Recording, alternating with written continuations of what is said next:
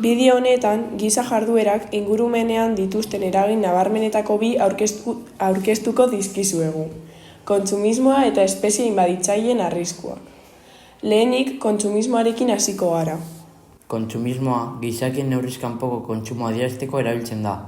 Gaur egun, kontsumoa zenbatetan handioagoa izan, bizi kalitatea ordenatuagoa izaten dela pentsatzen dugu. Kontsumoa hainbat arrazoirengatik gertatu daiteke.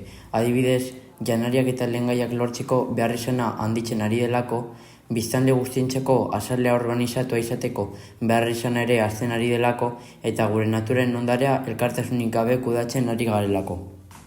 Bizimodu honek hainbat ondorio negatibo izango ditu gure hurrengo belaunaldietan. Planetako baliabide eta ondare naturalak ustiatzean ekosistemako kalitatea galtzen da eta berarekin espezieak eta ekosistemako lurzoruak suntsitzen dira. Herrialde pobreak izaten dira kaltetuenak. Bertatik ustiatzen baititugu baliabide naturalak eta bertako komunitateak ez dute prozesu horretatik inongo abaintakar edo dirurik lortzen. Aipatutakoa gutxi balitz, herrialde pobretu hauek erabiltzen ditugu gure hondakin teknologikoen zabortegitzat. Sistema honen erruz herrialde aberats eta txiroen arteko desberdintasuna handitzen da. Azkenik aipatzekoa da bizitzeko era honek ez dituela denon beharrak asetzen.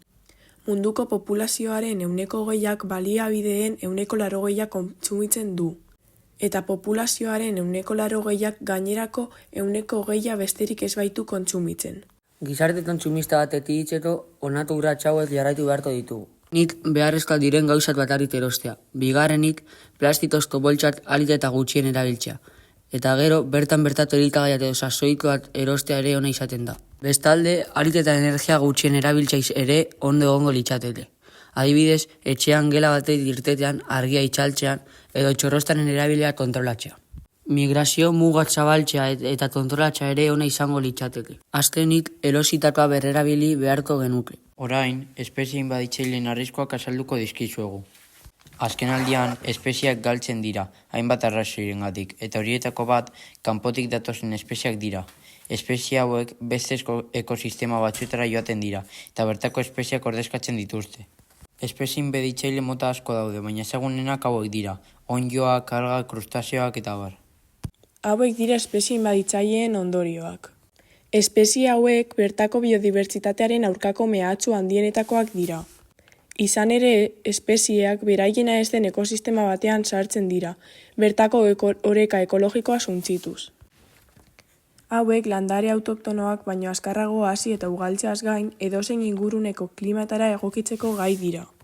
Guzti honengatik haien aurretik bertan zeuden espezieen habitatak eta beraien gaitasunak galtzen dituzte.